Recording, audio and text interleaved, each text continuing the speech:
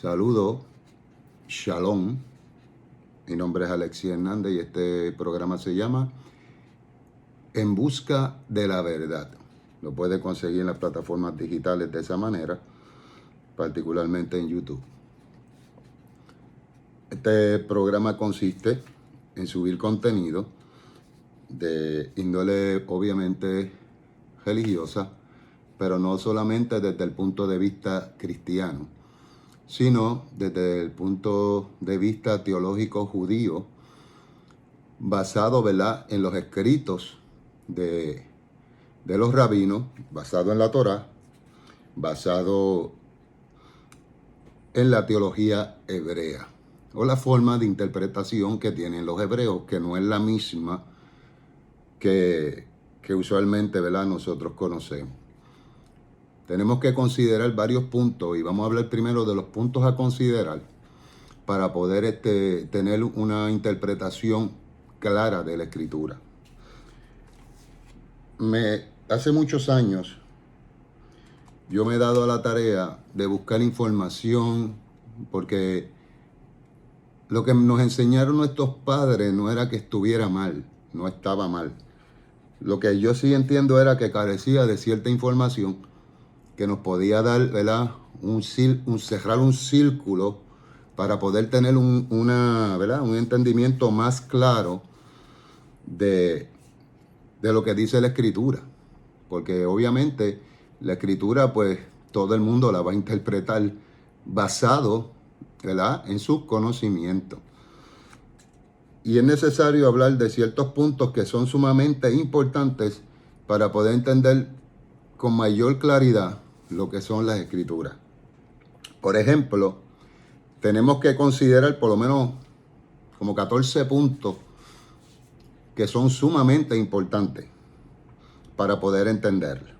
Lo primero que hay que considerar es que sabiendo que la Biblia es un libro judío, escrito por judíos, el Mesías era judío, y todo el entorno religioso, cultural que había era judío. Ahí no podemos, ¿verdad?, cambiar esa realidad. Pues lo más recomendable es que comencemos a estudiar el idioma original en que fue escrita la Escritura. Primeramente el hebreo y el griego. Aunque tenemos que ser claros en esto. Basada, ¿verdad?, en la historia y la tradición de Israel, debemos entender que la mayoría de la Escritura, aún incluyendo el Brit Hadashah o el Nuevo Testamento, tiene que haber en algún momento, en algún sitio escondido, escrito en el hebreo.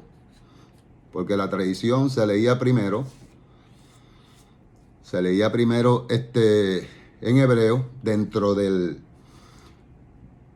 la forma cultural, después se traducía al arameo, después se traducía al idioma principal, que en este caso era el griego. Pero el conflicto que existe ahí, hay palabras que no tienen traducción de idioma a idioma. Hay palabras como del inglés al español que usted no puede traducir. Entonces, en ese caso, lo que se hacía era que se buscaba una palabra que se asemejara, ¿verdad?, a esa interpretación. Y eso hay que tomarlo con mucho cuidado. Porque sabiendo que todo era dirigido al pueblo hebreo, debemos de ver la Escritura desde una perspectiva hebrea, teología hebrea, conocer las formas de escrituras hebreas, conocer diferentes puntos de lo que es, ¿verdad?, el idioma hebreo. Tenemos que considerar también la etimología de las palabras. ¿Qué quiero decir con esto? Que la etimología, la palabra, cuando se dice en un inicio en el siglo I y siglos anteriores, la palabra podía tener un significado. ¿Y qué sucede con el tiempo? La palabra va evolucionando y comienzan a añadir significado a esa palabra. Y ahí hay un detalle sumamente importante que no podemos estudiar la Escritura, ¿verdad?, con una mentalidad del siglo XXI. Tenemos que por obligación ir al siglo I y siglos anteriores para ver qué significaba una palabra en el Antiguo Testamento. Si fuéramos a dar un ejemplo, le puedo decir la palabra hijo de Dios, que era lo que significaba antes y qué es lo que significa ahora. Pero no vamos a entrar en esa profundidad ahora, porque si entramos en esa profundidad ahora nos vamos a desviar del tema por mucho. Y eso son cosas que toman tiempo para explicarlas. Eso tú no lo puedes explicar, nadie lo puede explicar en un minuto. Y estos son videos cortos para orientación para las personas, ¿verdad?, que están interesados en una forma libre de entender la escritura o ver otro punto de vista. Yo no te estoy diciendo que el punto de vista tuyo esté errado.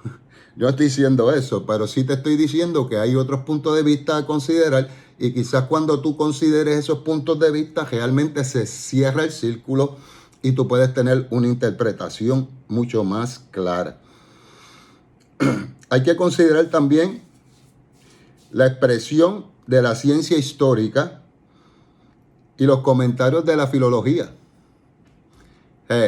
Yo no creo que la ciencia esté desligada de la teología, de la ciencia histórica, porque ellas nos dan data de que Jesús sí existió y nos dan mucha información adicional. Y los filólogos, que se encargan de estudiar el texto antiguo, ellos son personas que son muy estudiosos, como Antonio Piñero. Este hombre, pues, goza de toda mi admiración, porque realmente es un hombre muy valiente para poder expresar lo que expresa en sus libros, basado en el mismo texto que nosotros tenemos. Y la ciencia, la filología, lo que se encarga es de estudiar el texto antiguo y puede identificar si realmente hubo algo que se añadió posteriormente, si algo estaba en el texto original o el más antiguo, porque vamos a hablar más adelante de eso, en el texto original o el más antiguo que tengamos, para poder llegar a ciertas conclusiones. Antonio Piñero tiene un libro que se llama Las guías para entender a Pablo. Y es un libro bien interesante que yo lo recomiendo que usted lo lea, lo estudie o lo use de referencia para, ¿verdad?, ayudar, ¿verdad?, a entender, a clarificar el pensamiento, es la palabra correcta. Mira, hay que tener libros también que sean de teología hebrea, como la Torá, el Humash, la Mishnah Torá, el Talmud y otros libros. Aquí yo tengo, ¿verdad? Por ejemplo, tengo el Humash, tengo obviamente el Tanakh, que es la Biblia hebrea, unos ejemplares. Tengo aquí también, es de Antonio Piñero, los libros del Nuevo Testamento. Son libros que usted tiene que adquirir para ir ampliando su conocimiento. Tengo aquí, al ladito mío, tengo la Torá, los 5 libros de la Biblia. Tengo aquí el Mishneh Torah, Maimónides. Todos estos libros, y aparte algunos interlineales, como este, también tengo el interlineal, como este otro, que esto le va a ayudar en el desarrollo del aprendizaje del hebreo, ¿verdad? Y va a tener la capacidad, ¿verdad?, por lo menos, de leerlo. Si usted tiene interés, obviamente lo va a poder hablar. Eso se requiere de mucha dedicación. El poder hablarlo, escribirlo, mantener conversaciones, pero lo más recomendable es aprender a leerlo.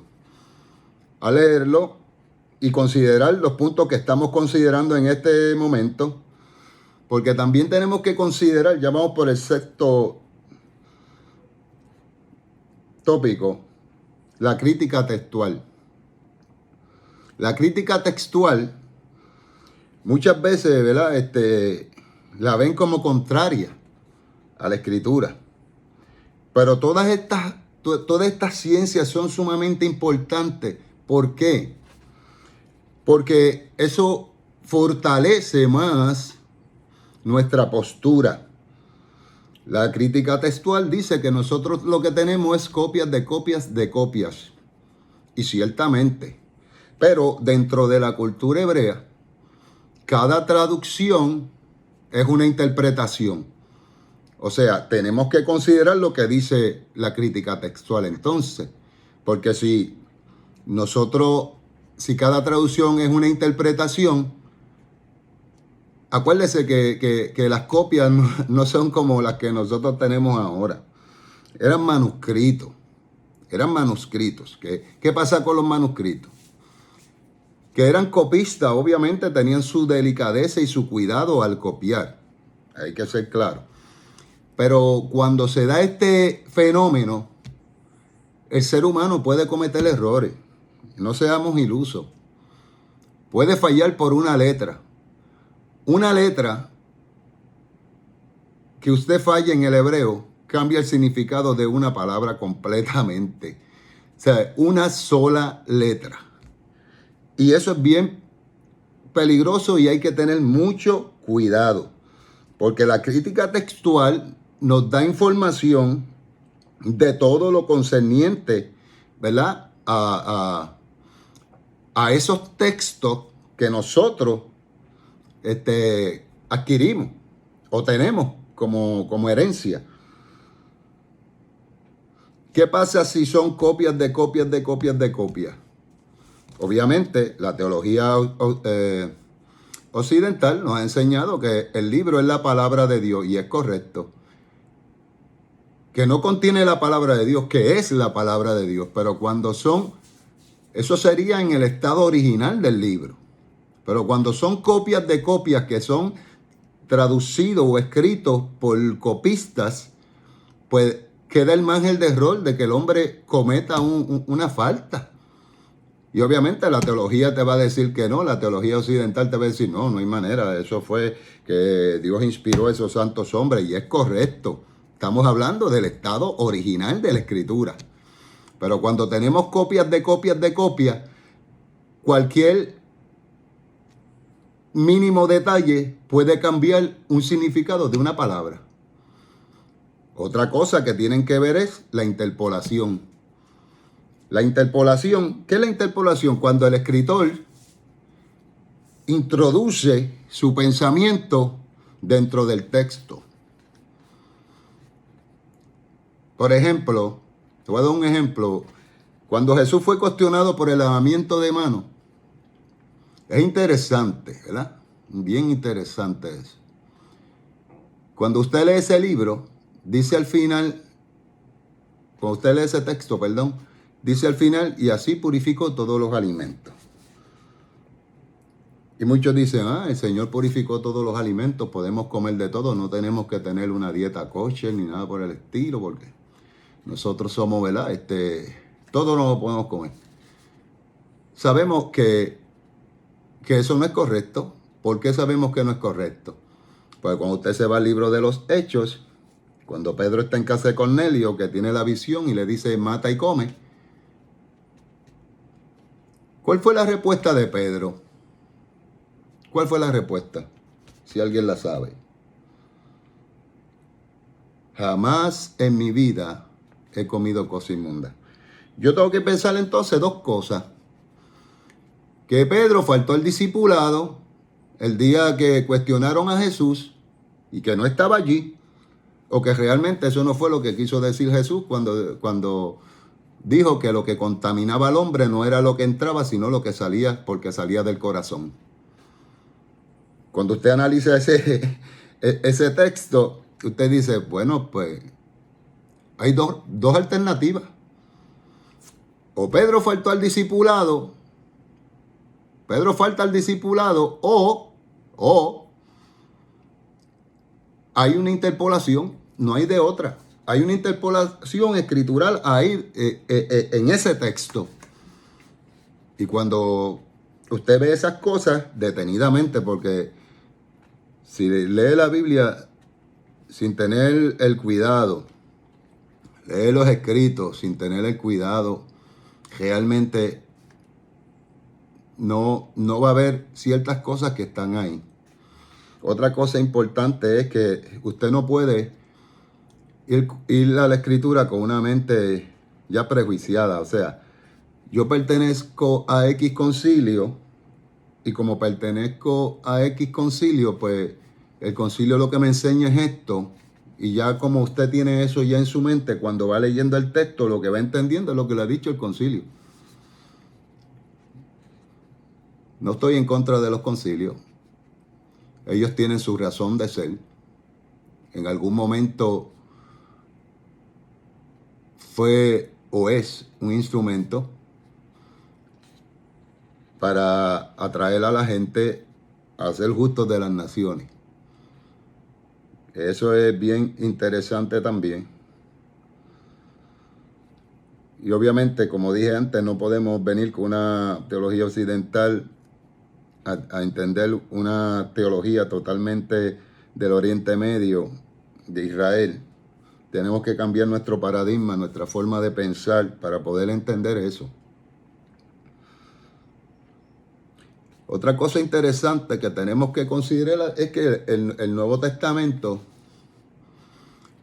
como nosotros lo conocemos, el Brit Hadashah, que obviamente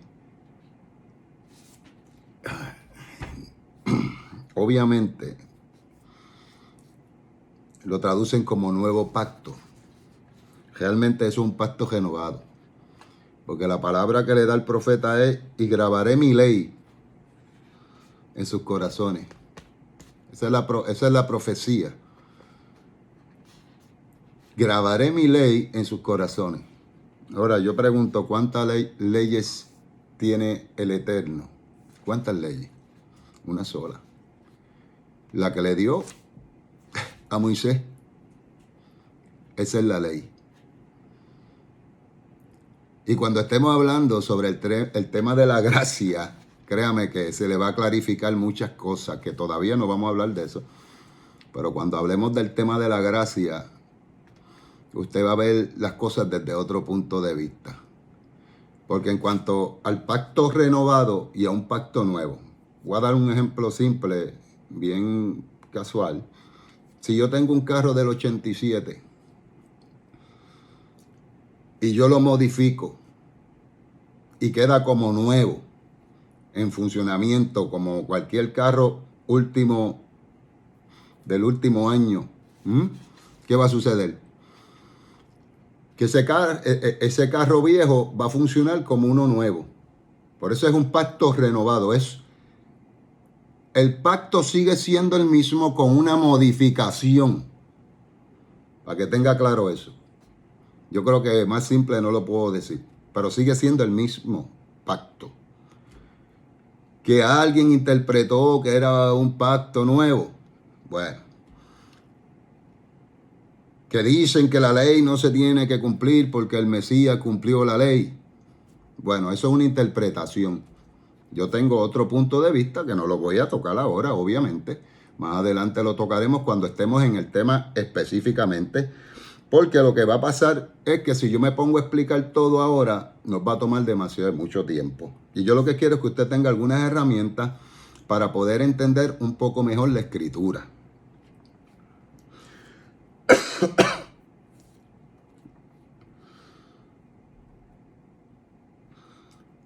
Esto, ¿verdad? Pues, que voy a decir ahora, no, ¿verdad? No va a gustar mucho, pero los libros del Nuevo Testamento que se le adjudican, o la Iglesia Católica se le adjudicó a ciertos hombres, ¿verdad? A ciertos discípulos. Curiosamente, en el primer siglo esos nombres no existían. Cerca del año 200 es que se le adjudican los nombres a los libros del Nuevo Testamento. Y sus autores, como dice, según Mateo, según Marcos. Y eso es un poco delicado entenderlo. Hay que entender que antes no existía la ley de copyright. Y que obviamente personas escribían a nombres de otros. Muchos estudiosos piensan que los libros realmente fueron escritos mayormente o redactados en algún momento por seguidores o escuelas de esos discípulos o de esas personas que establecieron inicialmente la escritura. No estoy diciendo que sea exactamente así, pero pudo haber pasado así. Nosotros no podemos cerrarnos a una sola idea. Esto es un canal para tener diversidad de pensamiento. Y aquí nadie le va a condenar porque usted piense diferente. Porque el problema mayor que existe hoy día, que los concilios, aunque tienen su razón de ser, todos los concilios van a dar su brasa para su sardina. O sea, van a hablar lo que se acomoda a ellos, a su forma de creer. Pero ¿qué sucede con eso?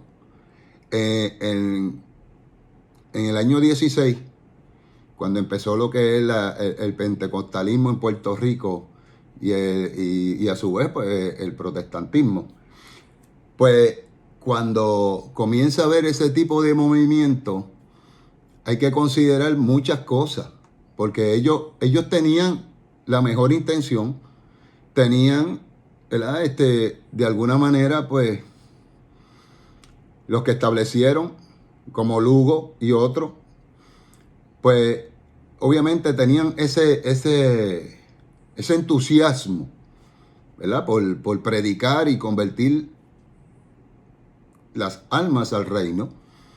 Y obviamente tenían unos conocimientos limitados. Digo esto porque estos concilios se establecieron hace décadas. Muchos concilios en Puerto Rico hace décadas que se establecieron y entonces a ellos se les va a hacer difícil hacer tikkun, una palabra hebrea que significa rectificación. Va a ser difícil de hacerlo. ¿Por qué? Porque eso equivale a cambiar toda la doctrina que ellos han enseñado por tantos años. Muchos saben la verdad. Muchos saben lo que dice la Escritura. Y en la era de la información, como estamos ahora, que a un clic usted obtiene información tanto del Vaticano como de la Universidad de Israel, como de la historia de Israel, y puede conseguir tanta información, pues obviamente hoy hay más información que la que hubo en los 900. Y tenemos que tener eso bien claro. Yo no estoy atacando ninguna institución religiosa, solamente estoy hablando de datos históricos. Datos históricos de cómo nace la iglesia en Puerto Rico y cómo, ¿verdad?, esta persona, Lugo, establece y se convierte en misionero aquí en Puerto Rico y con otras personas más y establecen lo que es, inclusive en contra quizás de su misma voluntad, pero a insistencia de su madre, pues él lo hace. ¿Ves? Y ahí cuando usted analiza todo esto, se ve que no había del todo un conocimiento pleno, ni tenían las herramientas para poder hacer el trabajo. Solamente tenían la disposición y el Señor los ayudaba, obviamente. Hay otra cosa, hay otros puntos, dentro de los 14 puntos que estoy hablando en diferentes momentos. Hay otro punto y es la teoría del dispensacionalismo. Esa teoría pues tiene para mí es una teoría. Eso para mí no tiene un argumento teológico real. Es una creencia de un grupo de personas. Esto, dentro de ese dispensacionalismo entra lo que es el jacto de la iglesia y otras cosas que incluye lo que es la teoría. Pero claramente La teoría de la sustitución, la teoría, todo eso es teoría. Todo eso es teoría. Y tú sabes por qué no me gusta la teoría de la sustitución, perdón. Porque yo lo veo de esta forma. Es una forma de pensar mía, no tiene que ser compartida con ustedes. Que veo a la escritura que el hombre la hace como si fuera una cueva de ladrones. Me explico. Yo me meto a la escritura y saco lo que me conviene. El otro se mete y saca lo que le conviene. Y así sucesivamente todos van metiendo su mano y sacando cosas de la escritura que le convienen. O sea, perdone que me ría. Disculpe usted. Pero usted sabe que la mayoría dice que los mandamientos, pues, ya no hay que cumplirse. Mucha gente dice, no, los mandamientos, estamos bajo la gracia. Los mandamientos no hay que cumplirse. Entonces, pues los mandamientos los dejamos a un lado. Mas, sin embargo, las promesas que son todas para Israel, esas las cogemos para nosotros. Esas son nuestras, las promesas. Y decláralas. Tienes que declarar esas promesas porque son tuyas. Eso es lo que usted escucha por ahí. Mas, sin embargo, quieren el beneficio, pero no quieren la responsabilidad de cumplir con los mandamientos. Y eso es un punto bien crítico, pero bien crítico. Porque cada violación a los mandamientos es una ofensa ante el Padre, aunque el Mesías haya muerto, Yeshua HaMashiach haya muerto. Sigue siendo una ofensa porque la santidad de Dios no es negociable. Cada pecado que usted cometa, cada ofensa contra Dios que usted cometa va a tener una consecuencia en su vida. Cuando el Eterno le habló a Moisés y le dijo, dile así a los hijos de Israel, si cumples con mis mandamientos, estatutos, todo lo que yo ordeno hoy, serás bendito en el campo, serás bendito en la ciudad, serás bendito al sentarte y al levantarte, serás bendito en todo lo que hagas y tus hijos serán benditos. Pero cuando usted busca en ese mismo capítulo, dice claramente, si usted no cumple, si no se cumple con lo que el Eterno ordena hoy, usted será maldito en el campo, maldito en la ciudad, maldito al sentarte, maldito al levantarte.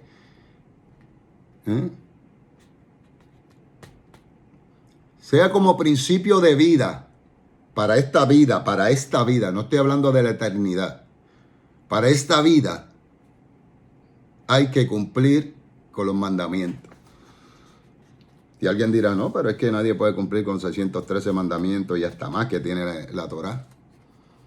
Sí, pero es que la gente no ha entendido todavía que el Eterno es justo y que cada cual tenía unos mandamientos.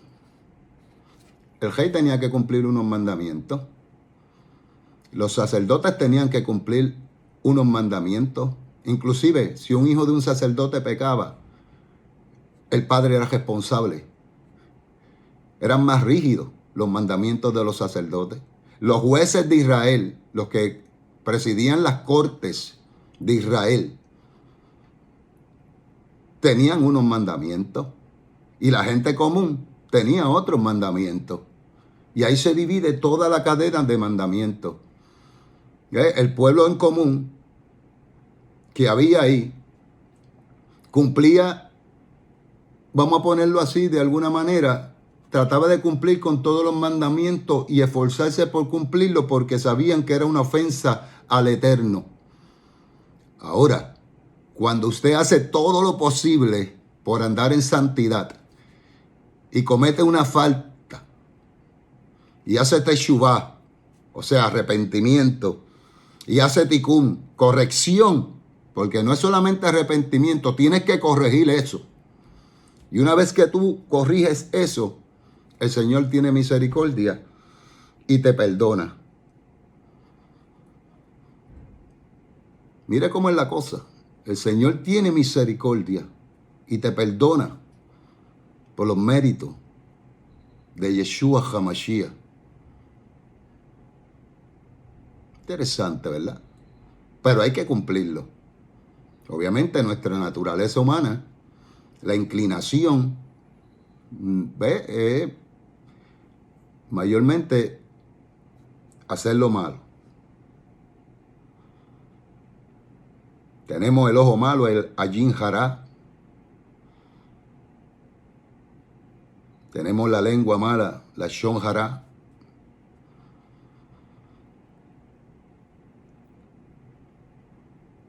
Y cuando eso pasa hay que hacer Teshuvah y Tikkun. Hay que arrepentirse y hacer corrección.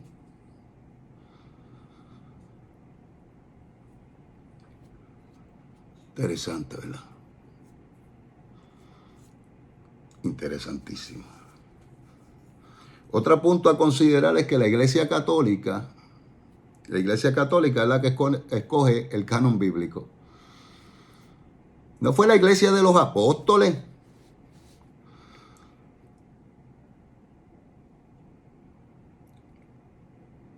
Y aunque había una lista temprana, posteriormente es la Iglesia Católica la que decide cuáles van a ser los libros que van a incluir el canon bíblico, por lo menos. Inclusive,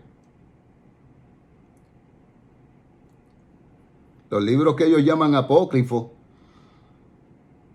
que muchos llaman apócrifos, que están incluidos en la Biblia católica, y un sinnúmero de libros que realmente ellos fueron los que tuvieron la facultad de elegir. Pero fue la Iglesia Católica, que quede claro, la misma que dirigió las cruzadas, que todavía la pregunta que nos tenemos que hacer realmente, eso era de parte de Dios. ¿Usted cree eso? Las cruzadas. ¿Cómo era que perseguían y obligaban a la gente a entrar al cristianismo aunque no quisieran? Aquí hay muchas cosas que hay que estudiar.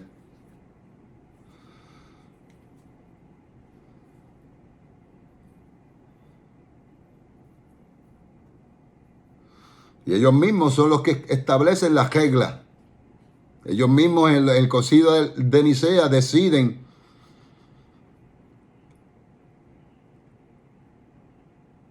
con Constantino, pues escribe una carta, búsquela, la carta de Constantino a la iglesia. No estoy hablando de libro que está en la escritura.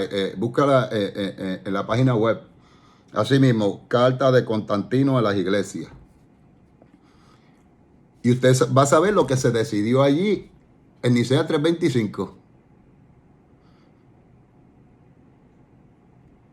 Cuando deciden desligarse del pueblo hebreo, de las fiestas hebreas,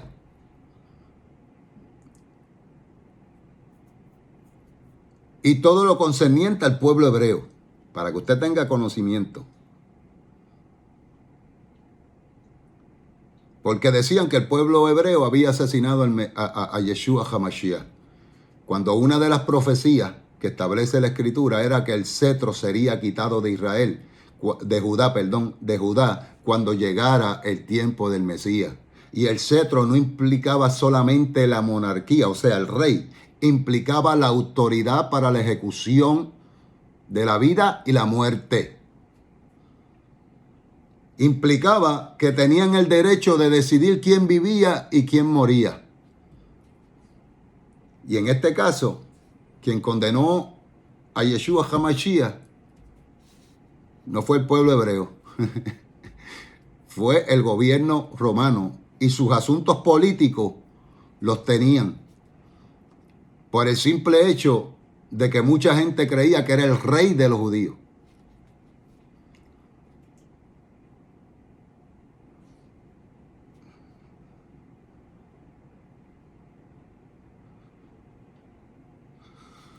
Otra cosa a considerar es que la Biblia es un libro hebreo y tienes que considerar las formas de escritura que hay en ella. Por ejemplo, está escrito en forma de midrash.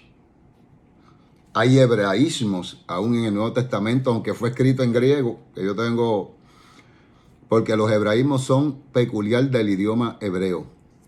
Por eso yo entiendo que debe haber escrito o hubieron en algún momento escritos en hebreo.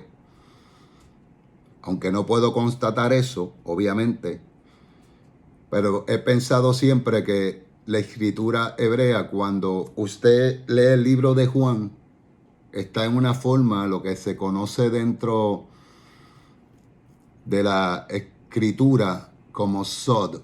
Sod es secreto y oculto.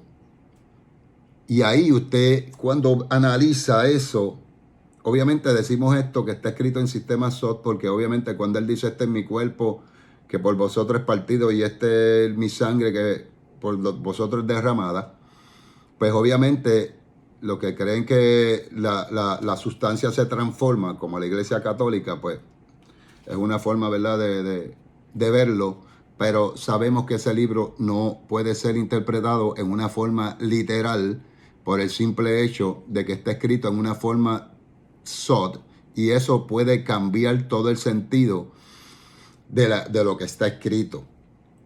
Usted no puede seguir profundizando en el sod. Usted tiene que tratar de simplificar lo que ya está escrito en una forma profunda para poderlo primero digerir, para después poder profundizar. Porque si usted no entiende algo con claridad, el resultado va a ser una interpretación confusa.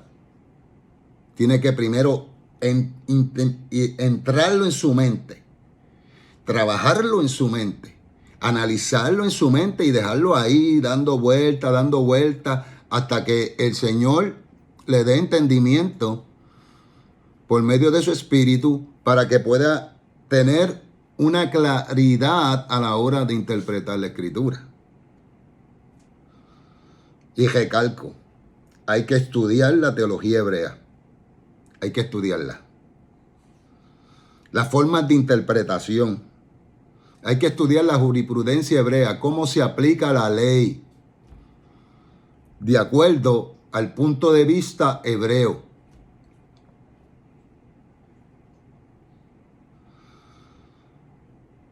Tenemos que saber mínimo 4 formas de interpretación bíblica, que es lo que establece la teología hebrea. Una es el Peshat, que es la interpretación literal objetiva. El Remesh, interpretación alegórica. El Derash, interpretación casi libre y subjetiva. Y la interpretación Sod, que es la interpretación mística. Tenemos que saber también que dentro de la teología hebrea existe 5 etapas del alma. Que está el Nefesh, que es el hombre natural. Está el Ruach, que es lo espiritual. Está el Neshama. Está el Hayá. Está el Yehidá. Y sabemos que el Mesías, Yeshua HaMashiach, llegó al punto más elevado. ¿Cuál es el punto más elevado? Cuando Yeshua dice, el Padre y yo somos uno.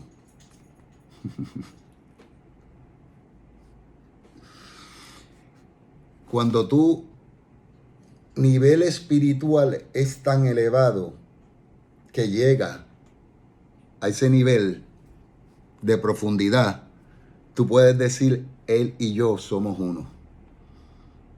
Pero como ser humano. Son etapas de desarrollo del alma. Y eso hay que considerarlo seriamente. porque esos puntos son los que van a clarificar muchos de los pensamientos teológicos que hay en el Nuevo Testamento. Porque la Biblia es un libro hebreo, punto, punto. Y nadie lo puede entender así, pero es un libro hebreo. Y basado en que es un libro hebreo, tenemos que utilizar las herramientas hebreas para poderlo entender y poder transmitir una información clara y precisa. Yo no he entrado en diferentes temas hoy, porque posteriormente a este video vamos a estar hablando de la Trinidad, de la teoría de la sustitución, de la teoría de un sinnúmero de doctrinas. La Trinidad dije, ¿verdad? La doctrina del Hijo de Dios. Vamos a estar hablando de muchos temas que son sumamente, vamos a estar hablando del rapto de la iglesia, el llamado rapto de la iglesia, quién fue sus fundadores para que vaya buscando, porque esa información está disponible. ¿Quién fue su fundador? ¿Quién se encargó en los Estados Unidos de Norteamérica de difundir esta doctrina aquí? ¿Cuál fue la Biblia que usaron para difundir esta doctrina que vino diseñada para que usted fuera, para llevarlo a usted a creer lo que ellos pensaban? Para que tenga una idea, Johnson, un predicador muy conocido, y Scofield, la llamada Biblia Scofield.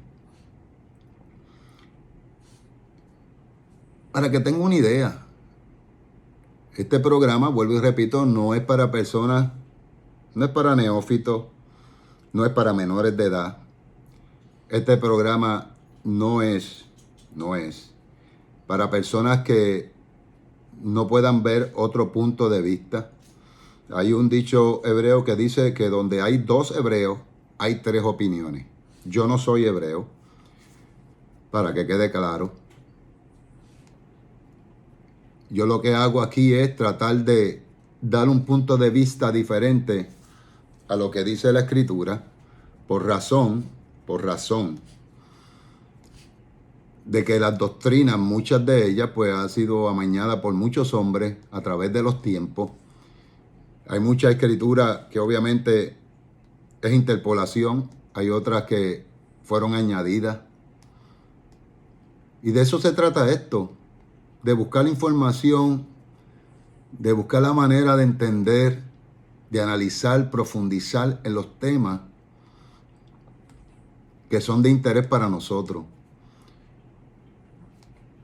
Y realmente la intención de este programa no es crear discordia, no es dañar a nadie ni su fe. Esto es para que las personas abran su mente a que, como yo pensé en el pasado, cuando yo tenía 17 años, siempre yo decía, tiene que haber algo más. Esto no puede ser lo único que hay. Y el Señor compartió una palabra y habló a mi vida. Y me dijo, escudriña mi palabra y te gozarás. En ese momento hasta yo me puse hasta un poco incómodo, porque yo quería arrancar enseguida a predicar. Estaba como con ese deseo de predicar. Después con el tiempo se me quitó, créame. Y ahora, ¿verdad? Después de mucho tiempo,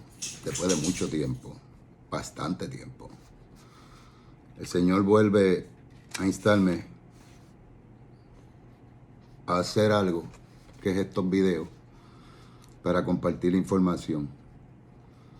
Vuelvo y repito, de verdad, y lo digo con todo el corazón.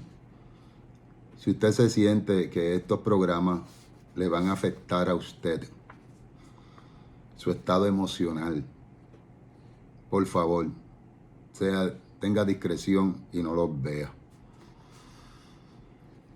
Porque yo sé que esto va a sacudir los cimientos de muchas personas. Yo sé que esto, y no lo estoy haciendo con esa intención. No lo estoy haciendo con esa intención. Que quede bien claro, y estoy delante del Eterno. Estoy cumpliendo con una misión y una encomienda que Él me dio. No encomienda de hombre, sino encomienda del Eterno. Y esto, ¿verdad? Que quede bien claro. Yo, ¿verdad? Si usted no está de acuerdo conmigo, no me escriba, no le voy a contestar. No me invite a debatir, no voy a debatir. Y esta no es la idea de crear un nuevo concilio. No, señor. Estos son estudios libres para aquel que quiera, ¿verdad? Compartir una opinión diferente y crear, ¿verdad? Que se puede oírlo todo y solamente retener lo bueno. Es interesante lo que vamos a hablar, créame. No es algo simple. Hay una forma de bendición que el Señor le dio al pueblo de Israel.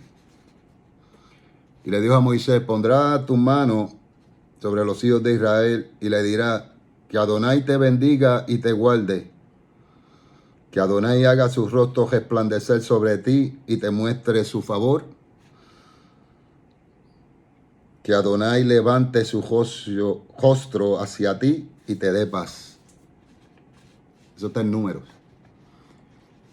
Y este momento damos por culminado este video de información, ¿verdad? Que yo considero que es información básica, ¿verdad? Para poder entender ciertas cosas en la escritura. Más adelante, cuando yo siga subiendo videos de esta índole, si usted tiene alguna pregunta genuina, sí, eso puede hacerlo. Y créame que si yo no tengo la respuesta, vamos a buscarla hasta encontrarla. Porque aquí nadie sabe más que nadie. Aquí el único que sabe es el Eterno. Y Él le da a quien Él quiere. Punto. Y si yo no tengo una respuesta, pues buscaremos información, compartiré información con otras personas también para ver cómo podemos conseguir esa respuesta, ¿verdad? Y esas dudas que quizás una persona pueda tener. Yo le sugiero que, ¿verdad? Que se suscriba al canal y que le dé a la alerta de notificaciones para cada vez que se suba un video usted pueda, ¿verdad? Oírlo. Yo creo que se extendió un poco. Yo lo que quiero hacer un sinnúmero de videos, por lo menos de si acaso media hora, para no cansarle mucho ni quitarle mucho tiempo, porque yo sé que muchas personas no van a estar una hora oyendo un canal de YouTube, por más interesante que se vea o se sienta lo que se está diciendo. Y después de cierto tiempo, pues uno se cansa. Y yo lo que quiero es realmente llevar información que cada cual, ¿verdad?, llegue a sus propias conclusiones y que cuando llegue a sus conclusiones no vaya a crear un revuelo ni vaya a ponerse a discutir con otras personas. Porque Yeshua HaMashiach dijo, mis ovejas oyen mi voz y me siguen. No trate de que una persona que no es oveja escuche, porque no va a escuchar. Que solamente aquellos, ¿verdad?, que el Eterno le place seleccionar, Él es el que lo determina, no nosotros. Por eso esto no es un canal para... esto no es para hacer una iglesia nueva, ni nada por el estilo, ni un concilio, mucho menos. Esto de verdad que es para... y que quede claro, yo no me lucro con esto. Yo soy una persona que trabajo, toda mi vida he trabajado. Y que sepa claramente que esto yo lo hago por orden del Eterno, para compartir ciertos puntos de vista, ¿verdad?, que son sumamente importantísimos para mí. Y a la misma vez, pues, me siento, ¿verdad?, de alguna manera agradecido con el Eterno, porque me ha permitido, ¿verdad?, hacer algo que por muchos años había detenido por falta de tiempo, porque ¿verdad? Así pasa, por falta de tiempo o por las razones que haya sido. Pero aquí estamos. Shalom, que todos tengan, ¿verdad?, paz, que el Eterno los cuide, los guarde y los proteja en todo lo que hagan y sean prosperados en todo, como dice la Escritura. Gracias a todos.